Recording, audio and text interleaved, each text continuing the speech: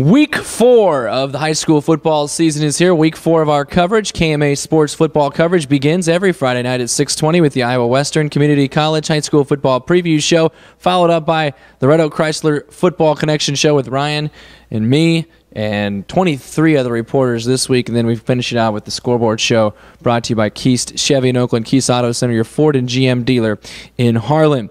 Well, I mentioned the 23 reporters this week and lots of terrific battles. We are into the district season, mostly in Iowa, so there's a few non-district games out there still. And we'll tell you all about all of the matchups here. We're going to run them down just as we did last week.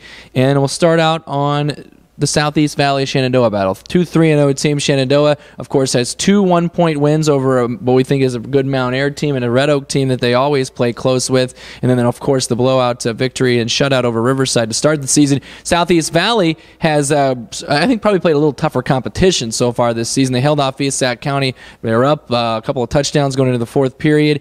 Nonetheless, I think it's going to be a good game. Shenandoah has got the defense playing well. Nick Swanson's all over the place, just come out of nowhere to be one of the top tacklers in the area. Southeast Valley has a new quarterback this year. He's passing pretty well. He has turned the ball over a little bit, so that's maybe something Shenandoah can take advantage of tonight. Clarinda's at East Sac County tonight, and we welcome in Adam Hessling to give us reports from that one. Where's he going, Wall Lake? Wall Lake. And it's going to be a very good game. You've got two teams that I think we're still trying to figure out where they're going to slide in this district race. Clarinda hasn't played a district game yet, so the Cardinals are 1-2, but the good news for them is, they don't have any district losses, so they finally get a step into the district. East Sac County, you mentioned the loss to Southeast Valley, and they got a very nice performance from Trevor Ashinger. He got the end zone 4 times as a running back there for East Sac County, so it's going to be a physical game, probably a little bit more low-scoring type game, and it's going to be a good game. I don't think it's going to be low-scoring. And if we got news for you, that whole district, nobody knows where anybody's going to slot in that district. You think Shenandoah and Southeast Valley are the favorites right now? We'll talk next week and see exactly where. We don't know. This district is about the most wide open there is. And Red Oak and West Central Valley will also play tonight in Stewart. Jordan Matheny will be there for that one. Hopefully it's in Stewart. Jordan seems to have these weird spots where games are. But Red Oak, they've liked their defense throughout the first 3 weeks. And they just have been putting the defense in bad situations, whether that comes off of a poor special teams play or a turnover. Last week, the turnover led to the game-winning touchdown for Shenandoah. Red Oak should be able to bounce back, but we also thought last year, this West Central Valley team, when they played Red Oak, we thought it was going to be the Tigers, getting over the hump to go to 2-0 in the district after they beat Shenandoah last year, and then it was a loss, and it was just all downhill from there. So they got to win this game if they're going to try to have a shot at the playoffs. They got to beat this West Central Valley team. That's our 2A 8 district matchups. South Central Calhoun and Kemper playing. Kemper's the other team in the district playing South Central Calhoun this week. Stanton at East Mills for Class 8-man District 8, and Brian Clark picked this one out. It's a battle of 2 3-0 teams. Yeah, and this is a district with 8-man 8 that we have some teams that are undefeated there at the top, kind of 2 tiers starting to separate themselves out. These are 2 good teams. Stanton, the defense is still shining. 9 points they've given up, a late touchdown to Lamoni, and then they gave up a 42-yard, 43-yard field goal last week. So this is a Stanton team. They don't give up a whole lot of points. East Mills, they've got some good weapons on their side. Ben Christensen really starting to come into his own as the quarterback for the Wolverines, and Josh Hopkins, he's been an animal all year for him, and it's going to be a very good game. You have a Stanton defense against an East Mills offense that's been able to find the end zone a little bit this year. It's going to be fun for Brian. Yeah, I feel like you read my blogs maybe. Nishnabotna at Fremont Mills tonight as well, an 8-man District 8, and I appreciate that too, Ryan. In Tabor, Mike Wood has the reports from that one. Fremont Mills has just been just a machine here early on. They lost their quarterback, Jason Rustin, for several weeks, but no matter. It doesn't matter right now. Sam Phillips is throwing. He's running. He's getting into Parker Powers, to Jagger Powers, your favorite drink, and then all kinds of other people as well out there. They've just got a terrific group of skill players, and the defense continues to shine as well. They gave up negative yards last week against Sidney. On Nishnabotna's side of things, they had a good start against East Mills last week. I just think that the depth level, that they just, the numbers-wise, they just don't have it right now. They do have some good athletes that can match up early on against Fremont Mills, but FM probably just has a little more, and they'll be the big favorite there. Essex is at Cam tonight, and Kenny Larrabee is there. This might be kind of a pseudo elimination type game. Yeah, it is, and for Cam, it's go time for them. They've kind of struggled the last couple of weeks. Last week ran into the Stanton defense that I talked about, and they really struggled to move the ball. Drew Tickner got them onto the scoreboard with a huge field goal, and that was big. But otherwise, Cam really struggled to move the ball. Essex last week a little bit overmatched against a Lennox team, but Cody Davis still a little banged up. Looked like he left that game, but if he comes back, this Essex offense gets things moving again, like what they did in week 1. Yeah, he's questionable at this point. Sydney at Lennox, also an 8-man District 8. Mike Still is in Lennox for that. Back on the reports for us with the Tigers. The Cowboys, again, we mentioned they had negative yardage offensively last week, which is kind of really hard to believe with the game-breaking ability of Micah Graham and kind of a steady quarterback of Cameron Whitehead. So they'll be looking to bounce back, but they'll be looking to do it against a Lennox defense that is really maybe the best, in the box, with Spencer Brown up front. I think Coach Alan Dukes told you earlier this week that he feels sorry for guys that have to block Spencer Brown, and I do too. So Lennox, again, big favorite here, and they have just been rolling, and they likely, the favorite to continue to roll on. We move to 8-man in Missouri, where Rockport is at Mound City tonight. Eric Chamberlain has the latest reports on this game, and again, two 275 conference teams here. Yeah, and Rockport coming off last week, a game that they have to feel pretty confident about. They were leading a very good Stanberry team in that game at halftime, and you've got a Rockport team here that the balance still is just striking for that team. You got guys like Brady Mentor and Colby Linthicum in the backfield, and a quarterback in Jace Hughes that can spread the ball around. Mound City, a little bit down this year compared to years past, but Ben Shiflett, big game last week, starting to go to the air a little bit more for Mound City. So a good chance here for Rockport to bounce back, get a conference win. Yeah, they were very efficient through the air, which is not always Mound City, but they have shown to be able to do it in the past. Cameron is at Maryville tonight, and Maryville, big favorite there. Tom Alvarez is in the Hound Pound, filling us in on that one. They're going to try to go to 3-0 in the Midland Empire Conference, 5-0 overall, and they haven't been, their games have been over by the end of the first quarter and a half or so, and definitely halftime. So really, I just like you see the Spoof Hounds get a little challenge. I'd love to see that, but and see how they respond. But I don't need to see that, and I probably won't in this game. Cameron, Maryville is a definite favorite in most MEC games, and very well coached by Matt Webb, who recent birthday, by the way, earlier this week. We move into Nebraska. Sterling is at Lord Central Catholic, and it's homecoming there in Nebraska City. Kurt Mannion lets us in on this one. Been a couple weeks since we've had Lord Central Catholic on after their close win in week 1 over Diller Odell. Don't know a whole lot about Sterling. Their team that in the past they played a little bit faster, tried to put up some points on the board. I think Jimmy Moats is their coach. Jimmy Moats, the former. No, I'm just kidding. He was their basketball coach before. Not anymore. Come on. And so see if Sterling still plays like that, tries to put some points on the board. See if Lord Central Catholic, pretty good defense there for the night. See if they can hold Sterling down. Yeah, he was their basketball coach for a few years, but now I think he's at a bigger school. Anyway, Wahoo at Syracuse, another Nebraska game, and we get out of the 8-man level up to Class C area, Class C1, I believe. Kent Larson has this one, and Syracuse and Coach Rick Nordhus, always a strong team. They've got another good roster there. I know they've played an early, tough schedule early on, lost a game to Ashland Greenwood, which they were in for about a half, and another tough contest here with Wahoo. I'm looking forward to see how this one turns out, and Kent Larson tells us all about that one. Casey Herzberg is also in Iowa for us tonight in Class A, District 8. Earlham at Bedford. These two teams are both really impressive to start their district play last week. Yeah, both teams want to run the football. Earlham has 3 guys that go over 100 yards rushing last week, and a Bedford team that they always want to run the ball, and they have a lot of guys that can do it. And it's going to be a very physical game. Earlham likes to pack things in the box on defense, see if Bedford can get that running attack going, maybe get outside a little bit and get things moving. But it's 2 good teams in Class A.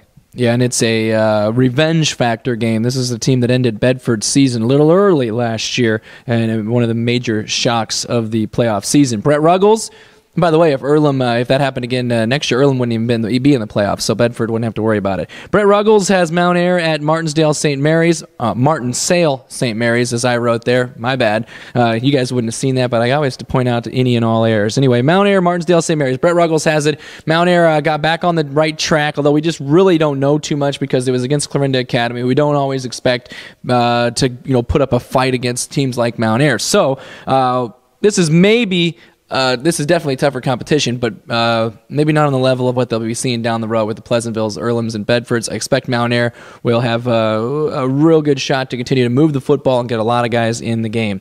On we go to Class A, District 1. St. Albert is at Riverside tonight, and Joe Narmy, this is really a beat-up Riverside team, and St. Albert's offensive line not been playing well. No, St. Albert's reeling a little bit. They won week 1 and then now 2 consecutive losses, coming off a big loss last week to Logan Magnolia. But a chance here for the Falcons to maybe rebound and get their feet back under them. The offense has been really struggling, and it started up front. The offensive line, they're trying to simplify things a little bit more, make it easier on them. And you mentioned Riverside's beat up. They haven't scored a point yet this season, so see if the Bulldogs can get the offense in gear.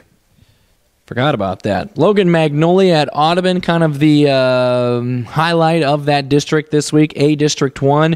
And it's a battle of 2 Super 6 teams. Audubon, of course, is the number 1 rated team in Class A. Logan Magnolia is defending state champion. So I was, who's the hunted here and who's the hunter? I'm trying to figure that out. One's the defending champ, one's rated number 1, which just really adds to the dynamic of this game, which is going to be a lot of fun to follow with Tom Moore there. And 2 teams that like to run the football, although Audubon is okay with passing it more than Logan Magnolia, where they're just like, we're just going to keep on running it until you show you can stop it, and then we'll go ahead and pop one over the top of you. So I don't think Loma's going to be intimidated at all in this game. Even though Audubon's number 1 has been playing really, really well, I think Loma's going to come out and play their best game of the season. I think it's going to be a game that goes down to the wire. Westwood at Tri-Center.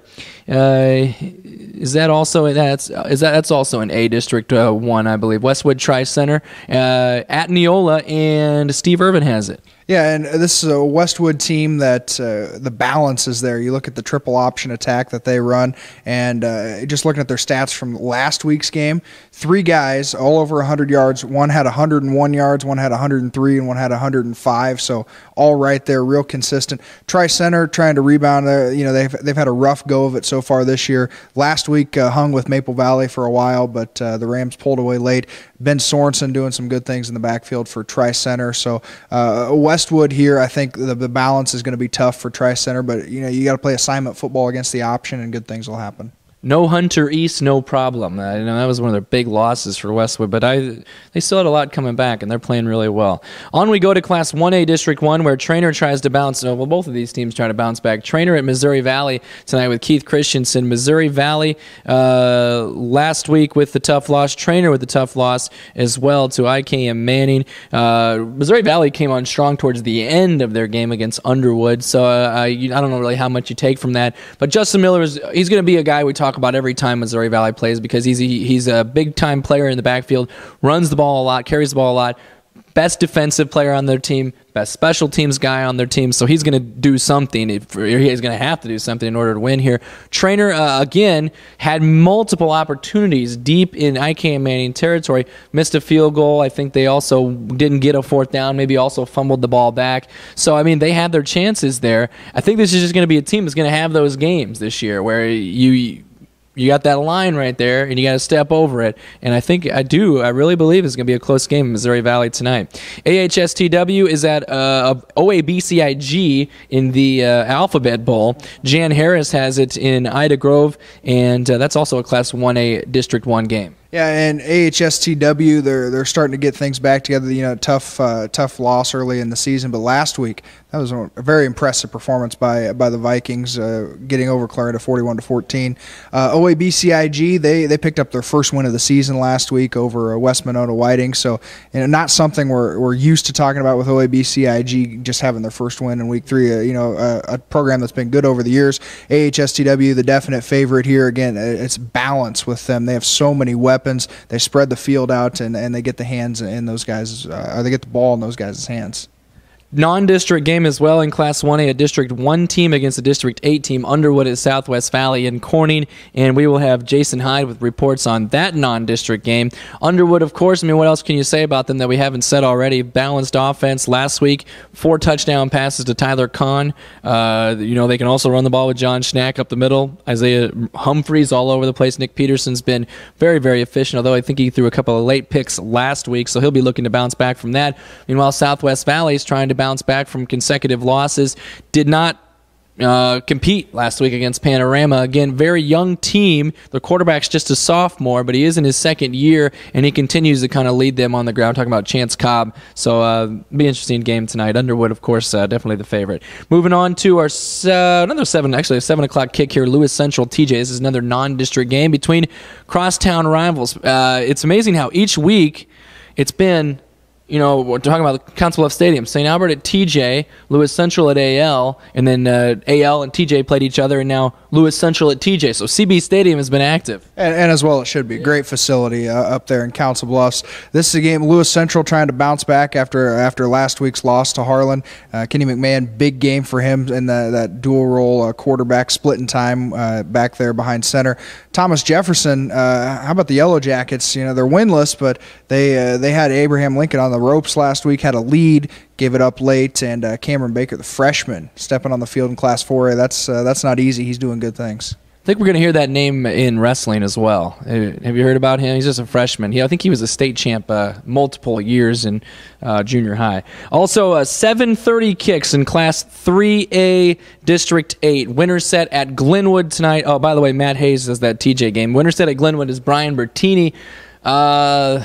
It's time right here, baby. It's all the preseason stuff is over with Glenwood now. I mean, they had a pretty good schedule to get them to 3-0. Red Oak, TJ, and then last week with Atlantic. So 3 teams they should have beat, and they beat them badly. So that was impressive too. Winterset comes to town. This team just 1-2, but they played Norwalk. They played another, I think ADM was another team they maybe lost to, and then last week, I'm sure they lost to Crescent or Maxburg last week. So those are the 2 losses. So they played a tough schedule. And Winterset has some talent. They've got good skill players. They're big up front. I know this is one to definitely be, Coach Foss is weary about. His team's maybe really, really high. We got to get down here, and they got to continue to play the way that they've been playing. And if they play the way that they can play, they should be all right. Go to 4-0 for the first time in a long, long while. They're 3-0 in 1990. I don't know about 4-0. Let's go to another game in that district where Dallas Center Grimes is at Harlan. Kent Ponslow is back, and he's better than ever.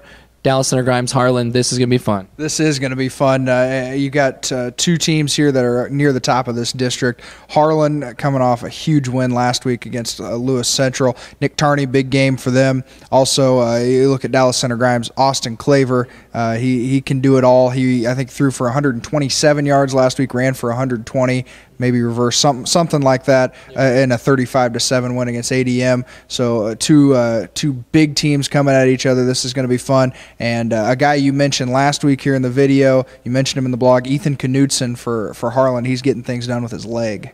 Definitely, and I wonder if that Claver has any connection, in terms of relation to Harlan, because Claver is not a common name anyway. Let's go to our non-district game there. Creston out of 3A8 against Greene County out of 3A2. This is a pretty sneaky good matchup here. Derek Whipple for Greene County has been the quarterback there for them for years, and he can pass and run with the best. Not a big guy at all, but he'll get in those creases, and if he gets free, if you don't maintain your lanes, you're going to run into trouble. Crescent OM, of course, Chase Schultz has rushed for over 200 yards in the last 2 games. He's their bell cow. He's going to get the ball, but they can also, obviously, they're more and more, as this season moves along, they're going to rely on Mojo, the quarterback there, the German foreign exchange student, to throw the ball around. And I know the offense has been terrific for Crescent OM. The defense stepped up in the second half last week, so I expect, again, Crescent OM is going to be a team that just improves each and every week. So, anything else you want to add there? I mean, I guess we got to go to our games of the week, right? What's your game of the week? My game of the week, I just got done talking about it. Dallas Center Grimes at Harlan. Okay, good. No, I'm just kidding. It's going to be a fun one. You always look at these Class 3A matchups where they always seem to provide some fireworks late, and I just think the playmaking ability of Austin Claver for Dallas Center Grimes against just the ability of Harlan. They don't make mistakes very often, so this is going to be a game it's going to come down to the wire. I think there's a lot of great games this week, and there are a lot of games out there that are like, oh, that team's the big favorite, but then you're like, this team, there's going to be somebody sneaking up. There's going to be at least one upset this week. The way we're going to look at, we're going to, yeah, we saw that coming. But I'm going to say I saw it kind of coming because I see some upsets here that it could possibly happen here tonight.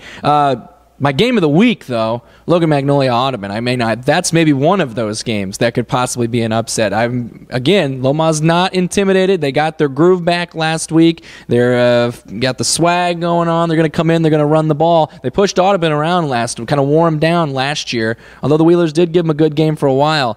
And I do expect this to be a close game. If not, then forget everything I said. Nonetheless, it's week 4. You ready to do it? I'm ready to do it. Let's do it.